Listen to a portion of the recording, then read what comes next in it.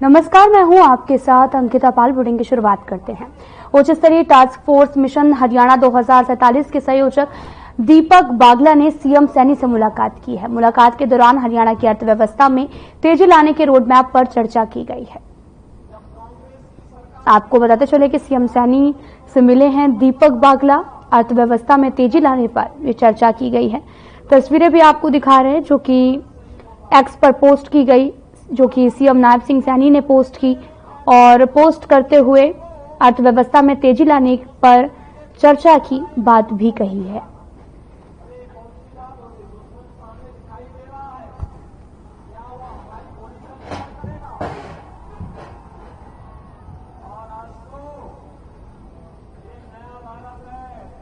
CM Nayab Singh Saini ने हरियाणा विधानसभा सत्र के दौरान राज्यपाल के अभिभाषण पर चर्चा में सवालों के देते हुए ये भी कहा कि पीएम नरेंद्र मोदी के नेतृत्व में हमारी डबल इंजन की सरकार 3 गुना अधिक गति से आगे बढ़ने के लिए तैयार है। विकसित भारत में निश्चित तौर पर हरियाणा का बड़ा योगदान और पहचान होगा। साथ ही उन्होंने ये भी कहा कि विधानसभा चुनावों में हमारी जीत किसान, पहलवान, गरीब, वंचितों और बुजुर्गों और युवाओं की जीत है। और आगे उन्होंने क्या कुछ कहा, आपको भी सुनवाते हैं। माननीय अध्यक्ष जी, हम सब के लिए ये बड़े गर्व की बात है। मैं प्रथम पातशाह श्री गुरु नानक देव जी के 555वें प्रकाश पर्व की पूर्व संध्या पर प्रस्ताव प्रस्तुत करता हूं कि कल प्रथम पातशाह श्री गुरु नानक देव जी का 555वां प्रकाश पर्व है। यह सदन इस अवसर पर उन्हें श्रद्धा पूर्वक नमन करता है। साथ ही इस प्रस्ताव के माध्यम से जन जन को उनके प्रकाश पर्व की लख लख बधाई देता है। इससे पहले वर्ष 2019 में श्री गुरु नानक देव जी के 550वें प्रकाश पर्व पर उनकी एक पिता एक्स के हम भारत की शिक्षा पर चलते हुए हरियाणा और पंजाब विधानसभा का संयुक्त सत्र आयोजित किया गया था। माननीय प्रधानमंत्री श्री नरेंद्र मोदी जी के कर कमलों से 9 नवंबर 2019 को करतारपुर साहिब कॉरिडोर का शुभारंभ भी किया गया था। इस पहल को यह गरिमामयी सदन श्रद्धा पूर्वक याद करता है। यह सदन मानता है कि यह कॉरिडोर श्री गुरु नानक देव जी हमारे प्रति अपार कृपा के कारण ही बन पाया है। उन्होंने 22 देशों में जाकर संदेश दिया था कि धरती और समाज पर आदमी द्वारा खींची गई लकीरों से धर्म बहुत ऊपर है। हरियाणा सौभाग्यशाली है कि यहाँ 16वीं शताब्दी के आरंभ में श्री गुरु नानक देव जी ने अपनी चरण धूलि से इस धरा को पावन किया। उन्होंने अपनी विभिन्न उदासियों के दौरान हरियाणा पधार कर यहाँ के जन समुदाय को धर्म की सच्ची राह दिखाई। ईस्वी सन 1508 में अपनी पहली उदासी में वे सुल्तानपुर होते हुए सिरसा पहुंचे और फिर करहा, सिहवा, कुरुक्षेत्र, कपाल मोचन पहुंचे। आदरणीय अध्यक्ष जी, अपनी दूसरी उदासी के दौरान श्री गुरु नानक देव जी करनाल और पानीपत और तीसरी उदासी में पिंजौर, अंबाला और शाहबाद पधारे थे। इन सब स्थानों पर पहली पातशाही के गुरु घर स्थापित हैं। माननीय अध्यक्ष जी, जो सदियों से श्री गुरु नानक देव जी की शिक्षाओं का प्रकाश फैला रहे हैं, ये स्थान अब पावन तीर्थ बन गए हैं और वर्ष भर संगतें वहां जाकर अपने जीवन को संवार रही हैं। माननीय अध्यक्ष जी, आध्यात्मिक बोध, सांसारिक समृद्धि और सामाजिक समरसता के लिए श्री गुरु नानक देव जी की शिक्षाओं को सदा याद किया जाता रहेगा। उन्होंने सदियों पहले मानवता को कीर्त करो, नाम जपो और वंड छको का पाठ पढ़ाया। मैं आज इस महान सदन को बताना चाहता हूं कि गुरुग्राम में लगभग 1000 करोड़ रुपए की लागत से 700 बेड के सरकारी अस्पताल का निर्माण किया जा रहा है। हमने निर्णय लिया है इस अस्पताल का नामकरण श्री गुरु नानक देव जी के नाम पर किया जाएगा। मैं सदन को माननीय अध्यक्ष जी यह भी बताना चाहता हूं कि गुरुद्वारा श्री चिल्ला साहिब सिरसा की बड़ी ऐतिहासिक महत्ता है। यहाँ पर ही गुरु नानक देव जी के पवित्र चरण पड़े थे और उन्होंने यहाँ रहकर 40 दिनों तक तपस्या की थी। सरकार ने गत जुलाई माह में गुरुद्वारा श्री चिल्ला साहिब सिरसा को 70 कनाल 7 मरले भूमि उपहार स्वरूप निःशुल्क हस्तांतरित की है। आदरणीय अध्यक्ष जी, हमें सिख समाज की ओर से यह मांग आ रही है कि हरियाणा के किसी भी विश्वविद्यालय में गुरु नानक देव जी के नाम से एक चेयर की स्थापना की जाए। हमने उस शिक्षा विभाग की 18 जनवरी 2024 की नीति अनुसार ऐसे प्रस्ताव को स्वीकृति देने का निर्णय भी किया है। माननीय अध्यक्ष जी, यह माननीय सदन विश्वास रखता है कि श्री गुरु साहिबान के आशीर्वाद से हरियाणा अपने वैभव को बढ़ाता रहेगा और प्रगति मार्ग पर निरंतर अग्रसर होता रहेगा। उन्होंने सद्भाव, सहनशीलता, भाईचारे और आपसी प्रेम का जो रास्ता दिखलाया है, हम उसे अपने जीवन में उतारें। यही मानव कल्याण का मूल मंत्र है। माननीय अध्यक्ष जी, यही उनके प्रति हमारी सच्ची श्रद्धांजलि है। इस गर्मामयी सदन के सम्मुख हरियाणा के लोगों की श्रद्धा से ओत-प्रोत इस प्रकाश पर्व के बधाई प्रस्ताव को पारित करने का अनुरोध करता हूं। वह गुरु जी का खालसा, वह गुरु जी की फतेह।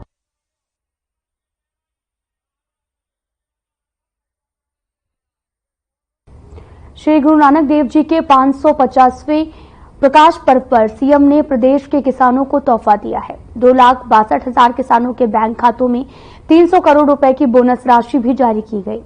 बाकी बची हुई तीसरी किस्त भी जल्द जारी की जाएगी। सीएम ने किसानों को व्हाट्सएप के माध्यम से 40 लाख मृदा स्वास्थ्य कार्ड वितरित किए गए और जिसमें किसानों की मोबाइल पर भी व्हाट्सएप के माध्यम से सभी संबंधी सूचनाएं उपलब्ध होंगी। मैं यही तो कह रहा हूं, सदमे से नहीं निकल गए अभी तक बाहर। क्या हो गया? माननीय अध्यक्ष जी, कुछ लोग भ्रम में थे, कुछ लोग कुछ वहम में थे। भ्रम भी दूर हो गए, वहम भी दूर हो गए। माननीय अध्यक्ष जी, मैं धन्यवाद करता हूं हरियाणा की जनता का, जिन्होंने झूठ को, झूठे वादों को और झूठे इरादों को सबको नकार दिया है।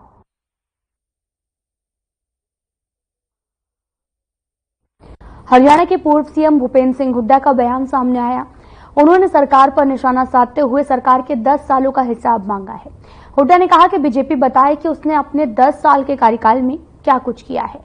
इसी के साथ हुड्डा ने क्या कुछ कहा, आपको सुनाते हैं। जी ने जो जवाब दिया वो रेलेवेंस नहीं था। भाई 10 साल की अचीवमेंट बताओ आप। मैंने कहा उनको, भाई एजुकेशन है, हेल्थ है, इंफ्रास्ट्रक्चर है, यही तो प्रदेश की जो है गवर्नमेंट के इंडिकेटर्स हैं। उसमें क्या किया 10 साल उन्होंने? कोई वो उनका जवाब सोल्यूशन है। एक इंस्टीट्यूट उन्होंने नहीं बनाया 10 साल में। तो अब अपनी तो अचीवमेंट बता नहीं रहे, 10 साल पहले की जो हमारी गवर्नमेंट है उसकी बात कर रहे हैं। वो तो एक नंबर 1 स्टेट थी देश में, पर कैपिटा इनकम में, पर कैपिटा इन्वेस्टमेंट में, लॉ एंड ऑर्डर में वो नंबर 1 स्टेट थी। आज हर चीज में पिछड़ा हुआ है।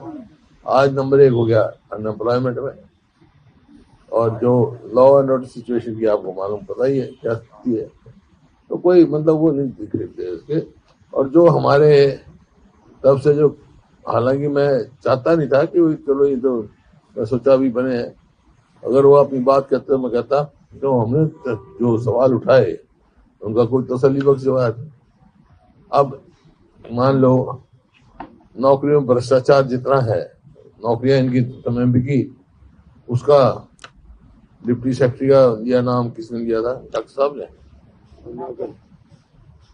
डॉक्टर कादिर ने कहा सेक्रेटरी था, डिप्टी सेक्रेटरी, और उसका वो भी दिखाया, मैंने एक चैट भी दिया था उस टाइम, आपको याद होगा, उन्होंने कहा था हम इसकी जांच करेंगे। वो कहते जी हमने सस्पेंड कर दिया, डिसमिस कर दिया। अरे केस चला कि नहीं चला, केस की क्या स्थिति है, सस्पेंड क्या डिसमिसल, तो कोई मतलब सेटिस्फैक्ट्री जवाब हो।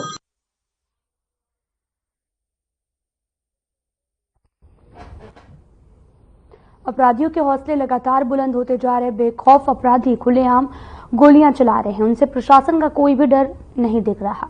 ऐसा ही एक घटना डबुआ थाना क्षेत्र के अंतर्गत देखने को मिली है, जहां शराब के ठेके पर फ्री में बियर मांग रहे बदमाशों ने सेल्समैन पर गोली चलाई और फरार हो गए। पूरी वारदात सीसीटीवी में कैद हो गई है।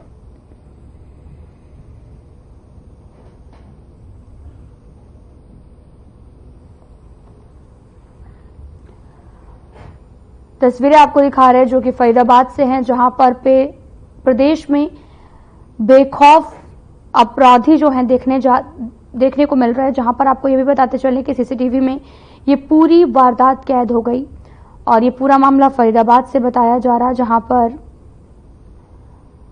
शराब न देने पर गोली चलाने का ये पूरा मामला सामने आया है। फिलहाल मामले की जांच लगातार जारी है और ये पूरी घटना सीसीटीवी कैमरे में कैद हो गई है।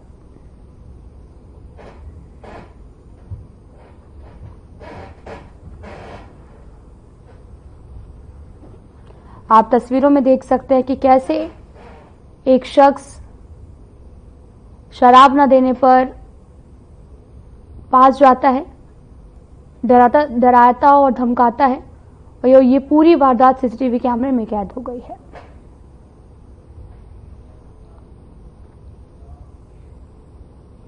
सराय मार्केट में ज्वेलरी शोरूम की दुकान पर बदमाशों ने गन पॉइंट पर लूट की कोशिश की है। नकाबपोश दो बदमाशों ने हाथ में रिवॉल्वर लेकर ज्वेलरी शोरूम की दुकान को अपना निशाना बनाया। साथ ही ज्वेलरी शोरूम के बाहर गार्ड को बंदूक के बट से मारकर मौके से फरार हो गए हैं और ये पूरी घटना दुकान में लगे सीसीटीवी कैमरे में कैद हो गई है। बदमाशों ने लूट की वारदात को अंजाम दिया। तस्वीरें भी आप देख सकते हैं कि दुकान के अंदर दाखिल होते हैं, लगातार मारपीट करते हैं और इसके बाद ज्वेलरी शोरूम को अपना निशाना बनाया। तस्वीरें भी आप देख सकते हैं जहां पर जो भी लोग बीच बचाव करने आते हैं उनसे धक्का मुक्की की जाती है, मारपीट की जाती है और फिर इस घटना को अंजाम देने के बाद रफू चक्कर हो जाते हैं। दरअसल ये पूरा मामला सीसीटीवी कैमरे में कैद हो गया है।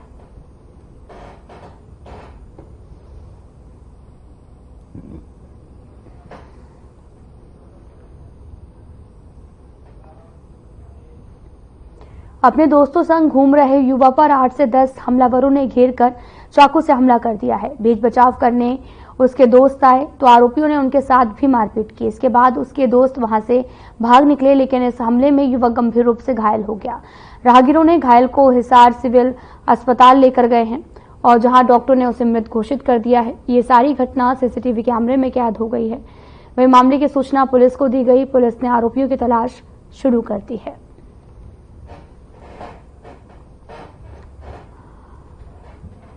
आपको बताते चले कि पूरी वारदात सीसीटीवी कैमरे में कैद हो गई है। 8 से 10 लोगों ने अचानक से हमला कर दिया है। पूरा मामला हिसार का है, जहां पर सीसीटीवी कैमरे में ये पूरी वारदात कैद हो गई है। दोस्तों संग घूमने जा रहे थे, इस दौरान दोस्त संग घूम रहा युवा पर हमला कर दिया गया है।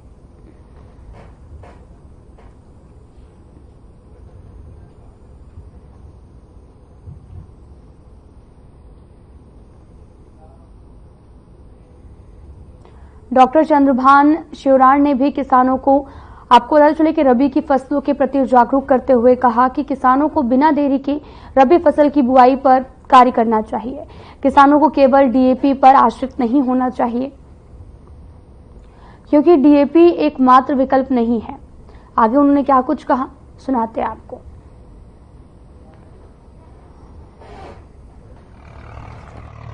इस वक्त हम मौजूद हैं बाडड़ा में और यहाँ हमारे साथ मौजूद हैं जिला कृषि अधिकारी डॉक्टर चंद्रभान शरण जी, उनसे हम बातचीत करेंगे कि अब जो बुआई का समय है उसमें किसान किस किस प्रकार की सावधानी रखें। तो नमस्कार डॉक्टर साहब। नमस्कार, सभी किसान भाइयों को मेरा नमस्कार। तो ये किसानों के लिए मैं ये जानना चाहूंगा कि अब बुआई का समय है, सरसों की तो लगभग बुआई हो चुकी है, लेकिन गेहूं की बुआई अभी शुरू नहीं है, तो किसान किस किस प्रकार की सावधानी रखें। जैसा कि पता भी है सभी को, सरसों की बिजाई पूर्ण हो चुकी है और अब सही समय आया है गेहूं की बिजाई का। और गेहूं की बिजाई में सबसे पहले किसानों को ये ध्यान रखना है कि जो किस्में हैं उसका चयन करते समय ये ध्यान रखें कि अभी अगेती बिजाई है तो अगेती किस्में लें, और जब किसी कारणवश मजबूरीवश पछेत हो जाती है तो उसमें पछेती किस्में ही प्रयोग करें। दूसरी बात खाद की है। खाद के बारे में डीएपी का एक विकल्प मान लिया है किसान भाइयों ने, लेकिन कुछ कमियां हैं। फॉस्फेटिक फर्टिलाइजर हमारे पास उपलब्ध इतने नहीं है, तो इसकी पूर्ति के लिए अगर गेहूं में हम एनपीके 12-32-16 इसका प्रयोग करते हैं तो गेहूं के लिए थोड़ा सा 10 किलोग्राम बढ़ा के जरूर लेना पड़ेगा हमें। 60 किलोग्राम प्रति एकड़ के हिसाब से एनपीके, जिसमें तीनों तत्व मौजूद होते हैं, 12-32-16, उसका प्रयोग करें ताकि अच्छी पैदावार किसान ले सकें। अगर डीएपी उपलब्ध नहीं होती है तो उसका विकल्प एनपीके है।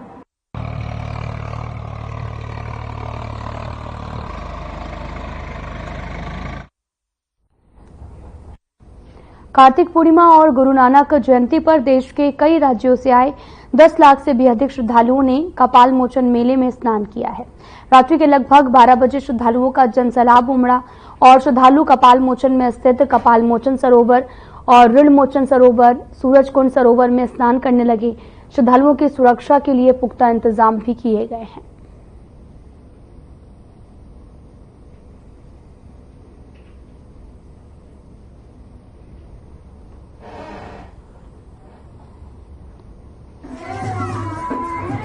शरद येवले, महाराष्ट्र नासिक से आया हूँ।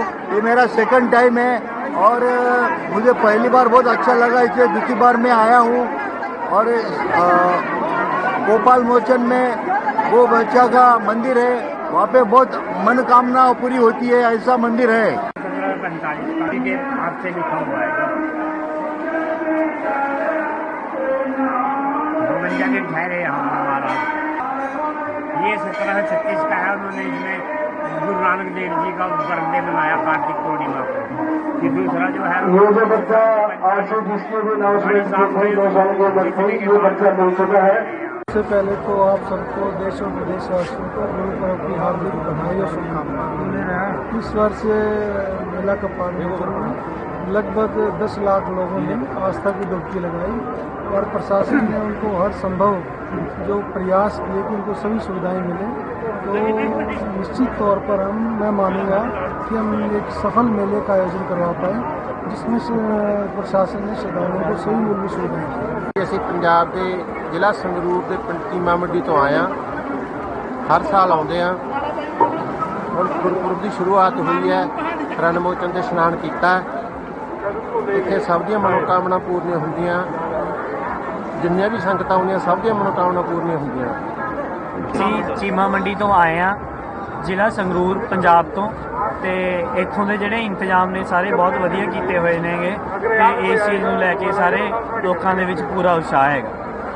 ਤੀਰਥ ਮਾਰਗ ਤੇ 3 ਸਰੋਵਰ ਨੇ, ਗੋਪਾਲ ਮੋਚਨ। ਵਾਹਿਗੁਰੂ ਜੀ ਕੀ ਫਤਿਹ। ਹਾਂਜੀ, ਅਸੀਂ ਮੌਣੀ ਤੋਂ ਆਏ ਹਾਂ। ਸਾਡਾ ਪਿੰਡ ਮੌਣੀ ਹੈ, ਜ਼ਿਲ੍ਹਾ ਲੁਧਿਆਣਾ। ਤੇ ਅਸੀਂ ਬਾਬਾ ਜੀ ਦੇ ਤੀਰਥ ਯਾਤਰਾ ਤੇ ਆਏ ਹਾਂ। ਸਾਨੂੰ ਬਹੁਤ ਵਧੀਆ ਲੱਗਿਆ, ਬਹੁਤ ਹੀ ਚੰਗਾ ਲੱਗਦਾ, ਬਹੁਤ ਇਸ਼ਨਾਨ ਕਰਦੇ ਨੇ। ਹਾਂਜੀ, ਇੱਥੇ ਜੇ ਕੋਈ ਪੁੱਤ ਮੰਗਦਾ ਉਹਨੂੰ ਪੁੱਤ ਮਿਲਦਾ ਜੀ, ਜੇ ਕੋਈ ਦੁੱਧ ਮੰਗਦਾ ਉਹਨੂੰ ਦੁੱਧ ਮਿਲਦਾ ਜੀ, ਜੇ ਕੋਈ ਘਰ ਮੰਗਦਾ ਵੀ ਮੇਰਾ ਘਰ ਬਣ ਜਾਵੇ, ਉਹਨਾਂ ਦਾ ਘਰ ਬਣ ਜਾਂਦਾ ਜੀ।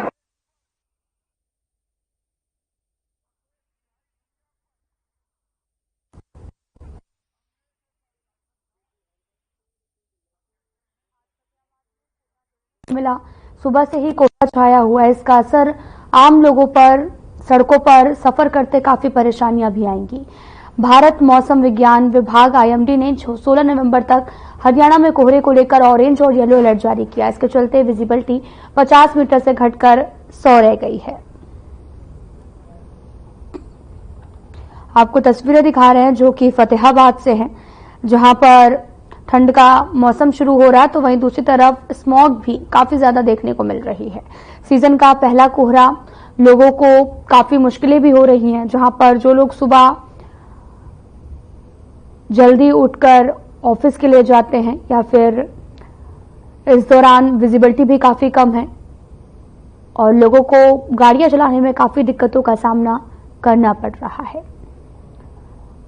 स्मॉग ने विजिबिलिटी काफी ज्यादा कम कर दी है, जिससे आने जाने में काफी परेशानी हो रही है।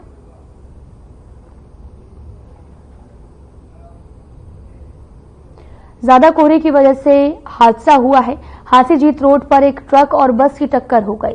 बस पेटवाड़ से हिसार जा रही थी। हादसे में करीब 20 लोग घायल हो गए। घायलों को नारनौंद के नागरिक अस्पताल में भर्ती कराया गया, जहां पर उपचार की सुविधा न होने से उन्हें हिसार रेफर कर दिया गया है। घायलों में 4 की हालत गंभीर बताई गई है और पुलिस भी मौके पर पहुंची घटनास्थल का निरीक्षण कर जांच में जुट गई है।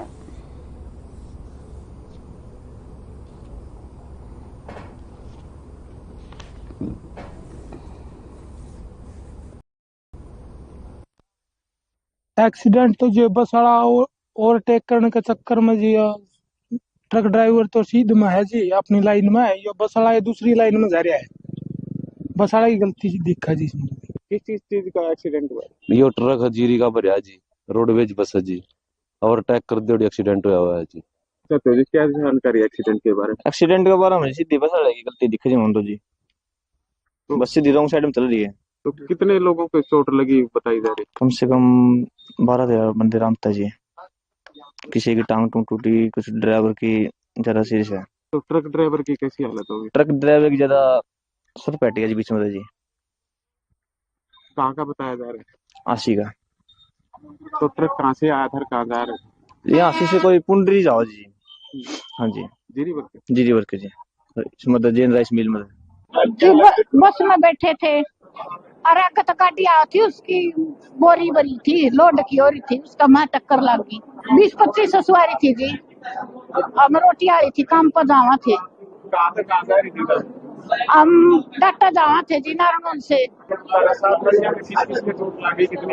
मारे चोट गणी लगी जी, गणी लगी बेचारिया, सबका लाग रही बाटे था। हाँ मैं भी बस में थी। बस बेड़ी है ना, उन्हें तो जब पता लगा सारे घायल हो रहे हैं, पता ही नहीं लगा जी हमको तो किस टाइम हो रहा है।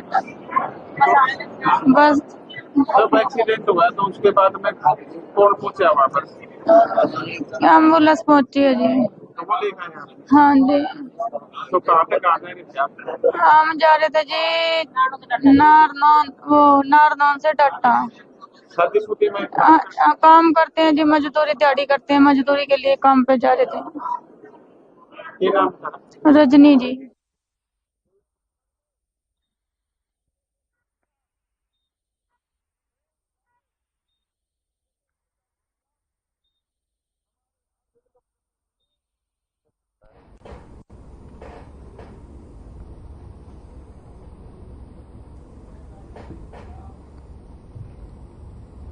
फतेहाबाद जिले के भूना क्षेत्र के ढाडी सांचला गांव में बुधवार देर रात को अज्ञात चोरों ने स्टेट बैंक ऑफ इंडिया की शाखा में चोरी का प्रयास किया, लेकिन वारदात को अंजाम देने में सफल नहीं हो पाए।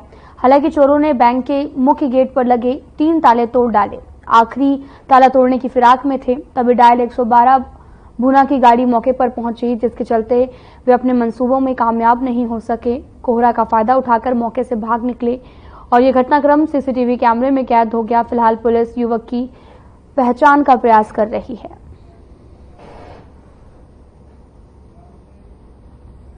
फिलहाल इस बुलेटिन में इतना ही। नमस्कार।